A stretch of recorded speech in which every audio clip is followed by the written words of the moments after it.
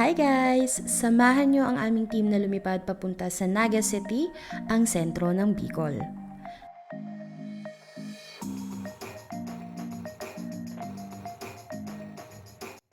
So, ito yung hotel natin and kita nyo naman, hindi tayo nag-iisa. Maraming mga kapwa nating content creators ang narito para saksihan ng isang malaking hakbang ng pamahalaan. Pero bago yun, alam niyo ba na ang Bicol River Basin ay dekada ng usapin?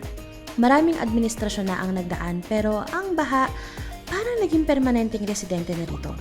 Pero ngayon, ramdam ang bagong pag-asa dahil ang Pangulo mismo ang bababa para selyuhan ng Oplan kontra baha. Panahon na para ang anmaugmang lugar ay maging ligtas na lugar para sa bawat Bicolano. Sa gitna ng mga batikos at fake news, pinakita ni PBBM kung ano ang ibig sabihin ng tunay na liderato. Alam niyo ba, sa pagbisita niya rito sa Naga para sa Oplan kontra baha, hindi siya tumingin sa kulay ng politika. Nakipagtulungan siya sa lokal na pamahalaan ng Naga at maging kay dating VP Leni Robredo. Bakit?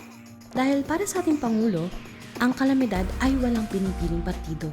Yun ang pagkakaiba ng ating Pangulong Bongbong Marcos. Hindi siya tumitingin sa politika. At Typhoon Christine. So, yan ang rason kung bakit priority ito. Ang Naga City at saka Legazpi City ang naiiwan pagdating sa mga infra development kasi yung flood control anomalies, ghost projects because of that corruption.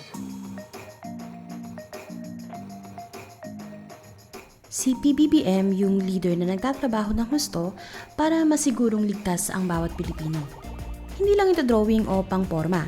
Itong Oplan kontra baha ay bunga ng masusing engineering at long-term planning na dekada nating hinintay.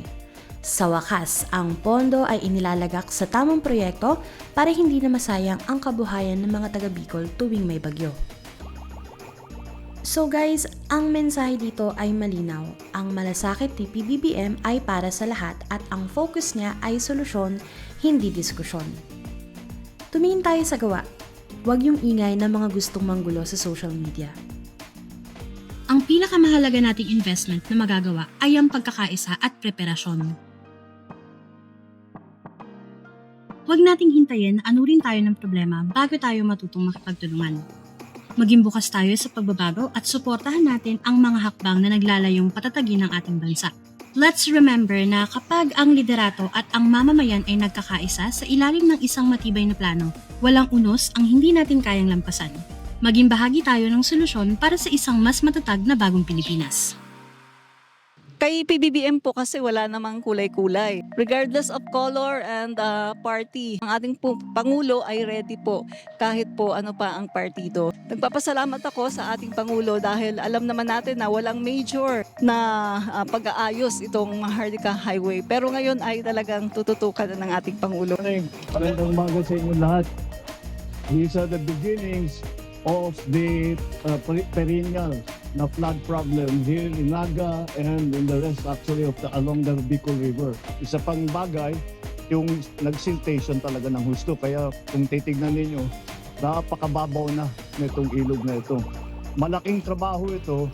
It will take time, but marami na tayo mga intervention na pwedeng gawin.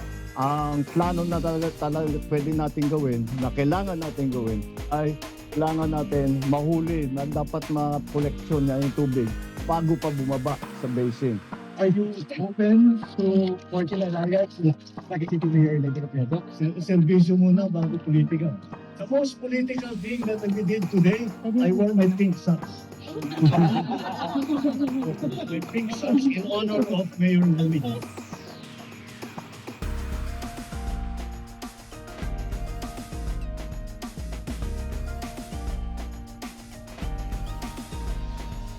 Ito kasi yung focus ngayon talaga ni BBM na maprotektahan at saka maiwasan yung pagbaha dito sa Naga.